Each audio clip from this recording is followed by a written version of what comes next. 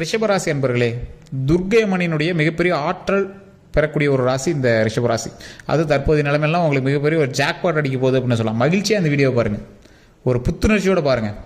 ஏன்னா வரக்கூடிய காலகட்டங்கள் துர்க்கையினுடைய அருளால் உங்களுக்கு மிகப்பெரிய ஒரு லாட்ரி அடிக்குது அப்படின்னு சொல்லலாம், ஜாக்பாட் அப்படின்னு சொல்லலாம். நீங்கள் ரொம்ப நாளாக எதிர்பார்த்து காத்துட்டு இருந்த ஒரு விஷயம் நடக்குது அப்படின்னு சொல்லலாம். யாருக்கிட்ட ஜாக்கிரதையாக இருக்கணும் அப்படின்னு சொல்கிறேன், எதுக்கு ஜாக்கிரதையாக இருக்கணும் அப்படின்னு சொல்கிறேன், எந்த விஷயத்தில் எச்சரிக்கையாக இருக்கணும் அப்படின்னு சொல்கிறேன், எது உங்களுக்கு ஆபத்து அப்படிங்கிறதையும் தெளிவாக சொல்லிடுறேன். அதில் நீங்கள் சரி பண்ணிட்டீங்க அப்படின்னா வரக்கூடிய காலகட்டங்கள் பொக்கிஷமான காலகட்டம். சார் ஒரு விஷயம் நடக்க போகுது அப்படின்னு உங்களுக்கு தெரியுது, தெரிஞ்சுன்னா கொஞ்சம் உஷாராயிருவீங்கல்ல, அந்த உஷார்படுத்துறது தான் இந்த வீடியோ அப்படின்னு வச்சுக்கோங்களேன். துர்க்கையினுடைய அருளால் உயிர் தப்பிச்சுக்கலாம். உங்களுடைய தனிப்பட்ட ஜாதகத்தோட்டையும் செக் பண்ணிக்கிட்டு வேறு ஏதாவது பிரச்சனை இருக்கான்னு தயவு செஞ்சு பார்த்துக்கோங்க. இப்போ நம்ம சொல்கிறது வந்து ராசி பலன், புரியுதுங்களா?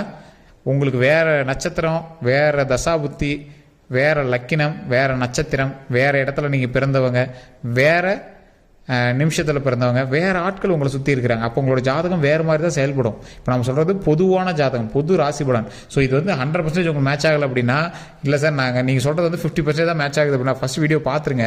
ஒரு 50% தான் மேட்ச் ஆகுது அப்படின்னா கண்டிப்பாக உங்களோட லோக்கலில் ஒரு ஜாதகத்தை கொடுத்து உங்களோட ஜாதகத்தை பாருங்கள். இல்லை சார் எனக்கு லோக்கலில் பார்த்தா இது வரைக்கும் செட் ஆகலை, நீங்கள் சொன்னது எனக்கு ஓரளவுக்கு பாயிண்ட்டாக படுது அப்படிங்கிறவங்க மட்டும் கீழே டிஸ்கிரிப்ஷனில் ஃபோன் நம்பர் இருக்குது, அந்த ஃபோன் நம்பருக்கு ஃபோன் பண்ணி பேசி சால்வ் பண்ணிக்கலாம்.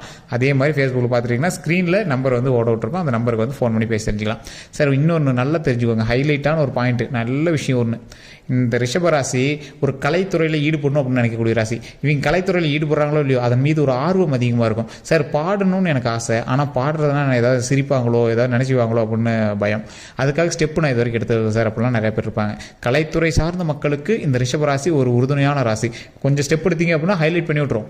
பழசை விட இப்போ உங்களுக்கு டிஜிட்டல் வாழ்க்கை உங்களுக்கு ஓரளவுக்கு நல்லா எடுத்து கொடுக்கும் அப்படின்னு சொல்லலாம். காலகட்டமே அப்படி தான் இருக்குது. ஆனால் ரிஷபராசி கை கொடுக்கக்கூடிய ஒரு நேரம் இந்த நேரம் அப்படின்னு சொல்லலாம். யூடியூப்பில் போடுறது, இல்லை ஏதாவது ஒரு காம்படிஷன் அட்டன் பண்ணுறது, அதன் மூலமாக நீங்கள் ஃபேமஸ் ஆகிறது, இந்த மாதிரி விஷயங்கள்லாம் உங்களுக்கு நடக்கிறதுக்கான வாய்ப்புகள் அதிகமாக இருக்குது.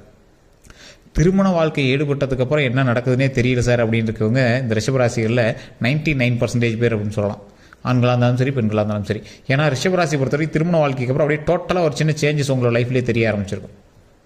அது என்ன சார் நல்லதுன்னு மாதிரியே இருக்குது சார், ஆனால் என்னன்னே தெரில சார், ஒருவேளை தப்பு பண்ணிட்டோமோ சார் அப்படிங்கிற மாதிரிலாம் நிறைய இடத்துல யோசிக்கிறது உண்டு. இந்த ரிஷபராசி திருமணத்துக்கு மட்டும் இல்லை, எல்லா விஷயத்துக்குமே அப்படி யோசிப்பீங்க. காரணம் என்ன அப்படின்னா உங்களுக்கு சாட்டிஸ்ஃபையான மனம் கிடையாது. ரிஷபராசியை பொறுத்த வரைக்கும் எது செய்தாலும் முழுமை பெறாத ஒரு மனம் உங்களுக்கு. கடவுளினுடைய படைப்பே அப்படி தான், உங்களை தப்பு சொல்லி பிரயோஜனம் இல்லை. ரிஷபராசியில் பொறுத்த நிறைய பேர் நான் பார்த்துருக்கேன். ஆனால் குறிப்பிட்ட ஒரு காலகட்டம் உங்களுக்கு வரும், அந்த காலகட்டத்தில் அப்படியே சாமியார் மாதிரி மாறிடுவீங்க. எப்படி தெரியுமா? சார் இதுக்கு மேலே என்ன சார், போதும் சார் அப்படிங்கிற மாதிரி. நல்ல ஒரு லைஃப்பை வாழ்ந்தால் போதும் சார், சந்தோஷமாக நான் வாழ்ந்தால் போதும் சார், நீண்ட ஆயுளோடு வாழ்ந்தால் போதும் சார், ஃபேமிலியோடு நான் ஹாப்பியாக சந்தோஷமாக வாழ்ந்தால் போதும் சார், கடன் இல்லாமல் சந்தோஷமாக இருந்தால் போதும் சார், உடல் ஆரோக்கியமாக இருந்தால் போதும் சார். இந்த ஸ்டேஜுக்கு வந்து இனி வரக்கூடிய காலகட்டங்கள் சந்தோஷமாக வரும். மகிழ்ச்சியான காலகட்டங்களை நோக்கி நீங்கள் பிரயாணிக்கிறீங்க சார், அதனால் நீங்கள் கவலையப்பட தேவையில்லை. இந்த ரிஷபராசிக்காரர்கள் சின்ன சின்ன விஷயத்தில் சின்ன சின்ன தடங்களை அனுபவிச்சு தான் இந்த இடத்துக்கே வந்திருப்பீங்க. துரோகங்களை அதிகமாக சந்திச்ச ராசி ரிஷபராசி. நட்பு வட்டாரங்களை அதிக துரோகத்தை சந்திச்சிருப்பீங்க. என்ன சார் பண்ணுறது, மறப்போம் மன்னிப்போம் அப்படிங்கிற மாதிரி நீங்கள் இருப்பீங்க. வேறு வழி இல்லை, அவனை ஸ்கிப் பண்ணி தான் போயாகணும் அப்படிங்கிற மாதிரி இருப்பீங்க. உங்ககிட்ட வாங்கி சாப்பிட்டவங்களாம் அவங்களை எதிர்த்து பேசியிருப்பான். உங்ககிட்ட வாங்கி சாப்பிட்டவங்களாம் இவனாம் ஒரு ஆளான்னு மதித்து போவான். கையை கட்டி கும்பிட்டவங்களாம் காரில் போகும்போது டாட்டா கட்டிட்டு போவான். இந்த மாதிரிலாம் அவங்க நீங்கள் வந்து நிறைய இடத்துல பார்த்துருப்பீங்க. இது அதிகமாக நடந்தது ரிஷபராசிக்காரர்கள் தான். அப்போனா அந்த ரிஷபராசிக்காரர்கள் ஏமாலியா சார்? கிடையவே கிடையாது சார். இதெல்லாம் KGF ராக்கி பை மாதிரி சார். இந்த கதை கேட்டுட்டு இருக்கும்போது அந்த என்ன உங்கள் பாஸ் தோத்துட்டாரா அப்படின்னு கேட்கும்போது, உங்களுடைய ராக்கி பை தோத்துட்டாரா அப்படின்னு கேட்கும்போது மீண்டு வருவார் அப்படிம்பாங்களே, அந்த மாதிரி. இன்றைக்கி அவன் கையாட்டலாம், அவனை உருவாக்குறோம் நீங்கள் தான். அவனையே உருவாக்க தெரிஞ்சவங்களுக்கு உங்களை நீங்களே செதுக்கி கொண்டு மேலே வருவதற்கு அதிகமான வழிகள் உங்களுக்கு தெரியும் அப்படின்னு தான் சொல்லணும். இந்த ராசிக்காரர்கள் ஒவ்வொரு ஸ்டெப் எடுத்து வைக்கும் போதும் முதன்மையாக ஒரு விஷயத்தை கையாளுங்க. என்ன தெரியுமா? கடவுள் நம்பிக்கை, குலதெய்வ வழிபாடு. இந்த விஷயத்தை மட்டும் நீங்கள் ட்ரை பண்ணிங்க அப்படின்னா வாழ்க்கையில் மிகப்பெரிய ஒரு இடத்துக்கு போயிட்டு வரதுக்கு இது மிகப்பெரிய உறுதுணையாக இருக்கும். சார் நிறைய பேருக்கு தெரியாத விஷயம் இது தாங்க, சுத்தமாக தெரியறதில்ல. குலதெய்வ வழிபாடு பண்ணோம் அப்படிங்கிறதே மறந்துடுறாங்க. இஷ்ட தெய்வ வழிபாடு பண்ணோம் அப்படிங்கிறது போகிறீங்க. எந்த இஷ்ட தெய்வத்துக்கிட்ட போனீங்க அப்படின்னாலும் குலதெய்வத்தினுடைய அருள் இல்லாமல் எந்த இஷ்ட தெய்வமும் உங்களுக்கு வந்து உறுதுணையாக இருக்கிறதுக்கு வாய்ப்பு கொஞ்சம் கம்மி தான். சார் இங்கேருந்து ஒவ்வொரு ட்ரிப்பு போயிட்டு வராங்க சார், ட்ரிப்பு போய் வழிபட்டு வர சார், அத்தனை கோயிலுக்கு போயிட்டு வந்தேன் சார் அப்படின்னீங்கன்னா ஃபஸ்ட்டு உங்கள் குலதெய்வ கோயிலுக்கு போனீங்கன்னா எப்போ போனீங்க பக்கமாக? ஃபஸ்ட்டு எந்த இடத்துக்கு போனாலும் அதற்கு முன்னாடி குலதெய்வ வழிபாடு பண்ணிய பிறகு மட்டும்தான் மற்ற எந்த இடத்துக்குமே போயிட்டுனுங்க. அதுதான் ஒரு மிகப்பெரிய ஹைலைட். நிறைய பேருக்கு தெரியாத விஷயமும் அதுதான். தொழில் ரீதியாகவும் சரி, கல்வி ரீதியாகவும் சரி, எந்த ஒரு விஷயம் செயல்படுத்தினீங்க அப்படின்னாலும் குலதெய்வத்தினுடைய அருள் கண்டிப்பாக தேவை. இந்த ரிஷபராசிக்காரர்களுக்கு தேவையில்லாத சண்டை சச்சரவுகள் வருவதற்கான வாய்ப்புகள் கொஞ்சம் அதிகம். ஒரு இடத்துக்கு போவீங்க, எவனோ ஒருத்தன் யாரையோ ஒருத்தன் ஏதோ ஒரு வார்த்தை சொல்லி திட்டிருப்பான், திரும்பி பார்ப்பான், அந்த இடத்துல நீங்கள் இருப்பீங்க, சப்புன்னு ஒரு அப்போ போயிட்டு போயிடும்.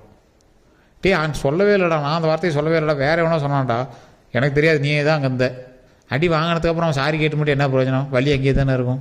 நீங்கள் திருப்பி அடித்தாலும் மனசு மட்டும்தான் சாட்டிஸ்ஃபை ஆகும், வலி அங்கேயே தானே இருக்கும். ஸோ இந்த மாதிரி தேவையில்லாத பிரச்சனைகள் வருவதற்கான வாய்ப்புகள் அதிகம். அதனால் கூட்டம் இருக்கிற இடத்துல போய் நிற்காதீங்க, அது உங்களுக்கு ரிஷபராசி. அதே மாதிரி தேவையில்லாத வம்பு வழக்குகளுக்கு உங்களை இழுத்துட்டு போவாங்க, அதுக்கு நீங்கள் போகாதீங்க. அது மெயினாக சொல்கிறோம். தேவையில்லாத வம்பு வழக்குகள் யாராவது கூப்பிட்டாங்க கேட்குறாங்க அப்படின்னா தயவு செஞ்சு அந்த இடத்துக்கு போகாதீங்க.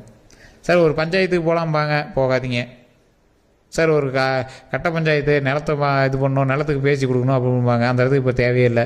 உங்கள் குடும்பத்துக்குள்ளேயே நிலப்பிரிவினை பிரச்சனைகள் அப்படின்னா ஒரு 2 மாதத்துக்கு ஸ்கிப் பண்ணி போடுங்க, தள்ளி போடுங்க.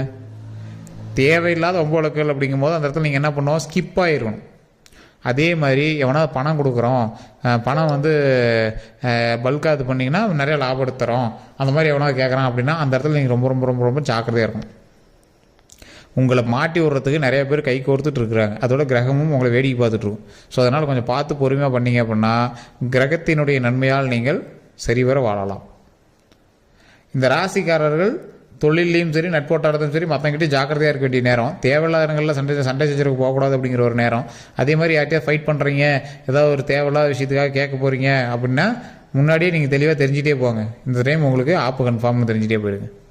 ஏன்னா இந்த டைமில் ஸ்கிப்பாகி தப்பிக்கிறது தான் பார்க்கணுமே தவிர போய் நேராக போய் நின்றுட்டு வீரத்தை காட்டுறேன் அப்படின்னு பண்ணுறது தற்போதைய நிலைமையில் உங்களுக்கு பாதகமாக போய் முடியறதுக்கான வாய்ப்புகள் அதிகமாக இருக்குது. அன்றைக்கி நீங்கள் அடிச்சுட்டு வந்துடலாம், அதற்கு பிறகு உங்களுக்கு தான் மிகப்பெரிய ஒரு இஷ்யூஸை கிரியேட் பண்ணுறதுக்கான வாய்ப்புகள் அதிகமாக இருக்குது. சார் ரிஷபராசிக்கே அப்படி தான் இருக்குன்னு சொல்லிட்டேன். இதெல்லாம் தனிப்படையான ஜாதகத்தை செக் பண்ணிவிட்டு கூட நீங்கள் போய் இப்போ எதுக்கு வேணாலும் பஞ்சாயத்து நிற்கலாம். அதே மாதிரி உடல் ரீதியான விஷயத்தில் ரொம்ப ரொம்ப ரொம்ப ஜாக்கிரதையாக இருக்கும். லைட்டாக ஒரு மாதிரி இருந்துச்சுனாலும் ஆட்டோமேட்டிக் டாக்டர் போய் பார்த்துருங்க. உள்ளங்கால் வலி, அதே மாதிரி இடுப்புக்கு மேலே, கழுத்துலேருந்து இடுப்புக்கு மேலே, இதெல்லாம் அதிகமான வலிகள் இருக்கிறதுக்கான வாய்ப்புகள் ரொம்பவே அதிகம். என்னன்னே தெரியல சார், ஏதோ குறைதானே என்னன்னு தெரியல அப்படிங்கிற மாதிரி போய் செக் பண்ணுவீங்க. அவன் டாக்டர் ஒன்றுமே இல்லை அப்படிம்பாங்க. அதே மாதிரி வீட்டில் யார்ட்டையாவது பேசுவீங்க, அதை பற்றியே குழம்பிட்டே இருப்பீங்க. உங்கள் வீட்டில் யாராவது மகனோ இல்லை மகளோ இருக்காங்க, இல்லை உங்களோட சகோதரி இருக்காங்களோ, அவன் கிடக்கிறான்பா, அவன் ஏதோ ஒன்று பேசிட்டு இருப்பான்பா அப்படின்னு ஃப்ரீயாக விட்டுருவாங்க.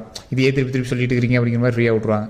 இது குறிப்பிட்ட நாட்களில் உங்களுக்கு உடல் ரீதியான உபாதைகளை கொடுத்து அது சரியாயிடும். இருந்தாலும் எது பண்ணாலும் ஆட்டோமேட்டிக்காக டாக்டரை போய் செக் பண்ணிக்கிறது பெட்டர். இந்த ராசிக்காரர்களுக்கு மட்டும்தான் இன்னொரு ஒரு ப்ளஸ் பாயிண்ட். நீங்கள் எந்த விஷயங்கள் தடங்கள் ஏற்பட்டாலும் அதுக்கு அடுத்த விஷயங்கள் நல்லபடியாக நடந்துடும். ஆனால் ஒரு சிலர் 2-3 டைம் தடங்கள் ஏற்பட்டே இருக்குது அப்படின்னா கண்டிப்பாக ஜாதகத்தை பாருங்கள், செக் பண்ணிக்கோங்க. லோக்கலில் ஜோதிடர் இருக்காங்கன்னா அங்கேயும் கூட செக் பண்ணுங்கள். இல்லையா டிஸ்கிரிப்ஷன் நம்பர் கொடுத்துருங்க, அந்த நம்பருக்கு ஃபோன் பண்ணி நீங்கள் பிறந்த நேரம் பிறந்த தேதியை சொல்லி செக் பண்ணிக்கலாம். அதே மாதிரி உடல் ரீதியான விஷயத்துக்கு கவனமாக இருக்கீங்களோ இல்லையோ, வண்டி வாகனத்தில் கொஞ்சம் கவனமாக இருங்க. உடல் ரீதியான விஷயத்துலையும் கவனமாக இருக்கணும்.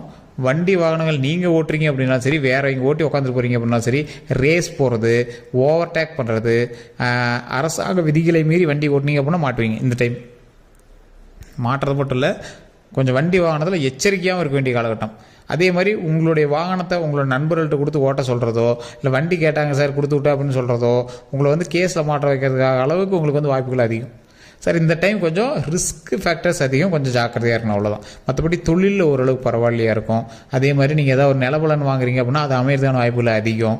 அதே மாதிரி நகை வாங்குறீங்க அப்படின்னா அந்த வாய்ப்புகளும் உங்களுக்கு அமையறதான வாய்ப்புகள் அதிகம். சார் இன்றைக்கி விற்கிற ரேட்டு வாங்க முடியுமா? இந்த ரிஷபராசிக்காரர்கள் மட்டும் எப்பவுமே விலை அதிகமாக இருக்கும்போது தான் போய் வாங்குவாங்க. அது எங்களோட கட்டத்திலே இருக்குது அப்படின்னு தான் சொல்லணும்.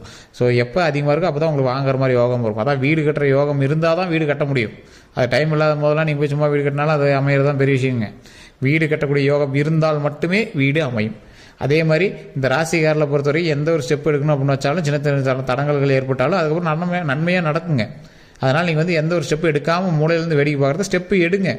அது நடக்காது அப்புறம் பார்த்துக்கலாம். கடவுள் மீது பாரத்தை போட்டு அந்த செயல்களை செய்ய ஆரம்பிங்க. அதே மாதிரி ஒரு முக்கியமான விஷயம், குலதெய்வ வழிபாடு பண்ணிவிட்டு ஒரு 10 பேத்துக்காவது அன்னதானம் பண்ணுங்கள். அந்த 10 பேத்துக்கு பண்ணக்கூடிய அன்னதானமும் எந்த மாதிரி இருக்கணும், தயிர் சாதமோ புளி சாதமோ ஏதோ ஒன்று அவங்க வயிறு நம்புற மாதிரி இருக்கணும். அதை நீங்கள் செஞ்சுருக்கணும். கடையில் வாங்கி அப்படியே பேக்கெட்டில் கைப்படாமல் கொடுத்துட்றோம் சார் அப்படிங்கிறத விட நீங்கள் செஞ்சு ஒரு கரண்டியில் ஒரு கப்பில் போட்டு நீங்கள் கொடுங்க, ஒன்றும் பிரச்சனை கிடையாது. இல்லையா, செஞ்சு கொடுத்ததை நீங்கள் அப்படியே கையில் கரண்டி எடுத்து ஒரு கப்பில் போட்டு அவங்க சாப்பிட்றது நீங்கள் பாருங்கள், கையில் கொடுத்து சாப்பிட்றது பாருங்கள். முடிஞ்சால் ஒரு தண்ணி கேன் கூட கொடுங்க. இது ரெண்டும் பண்ணுங்கள். இதை பண்ணிவிட்டு அடுத்த வீடியோ நான் போடும்போது பாருங்கள், உங்களுக்கு அவ்வளோ சந்தோஷமாக இருக்கும். சார் நீங்கள் சொன்னீங்க, நான் செஞ்சேன், இதன் மூலமாக இவ்வளோ நன்மை நடக்குன்னு எனக்கு தெரியாது சார். 100 ரூபா தான் சார் செலவாச்சு, 4 பேர் தான் சார் சாப்பாடு வாங்கி கொடுத்தேன், 100 ரூபா செலவாச்சு சார், ஆனால் அருமையாக மன திருப்தியாக வந்தது, அதற்கு பிறகு நடந்த எல்லாமே மிகப்பெரிய நன்மையாக நடந்துச்சு சார் அப்படின்னு சொல்லுவீங்க. அந்தளவு அதில் பாசிட்டிவ் வைப்பான விஷயங்கள் இருக்குது. இப்போ நான் சொன்ன விஷயங்கள் ராசி பலம் தான். உங்களுக்கு தனிப்படையான ஜோதிடம் பார்த்தே ஆகணும் அப்படிங்கிறவங்க கீழே டிஸ்கிரிப்ஷனில் நம்பர் கொடுத்துருக்கேன், அதே மாதிரி ஸ்க்ரீன்லேயும் நம்பர் கொடுத்துருக்கேன் ஃபேஸ்புக்கில். கண்டிப்பாக அந்த நம்பருக்கு ஃபோன் பண்ணி வேறு எந்த சந்தேகமாக இருந்தாலும் பேசி தீர்த்துக்கலாம். எல்லோரும் நன்றி நண்பர்களே.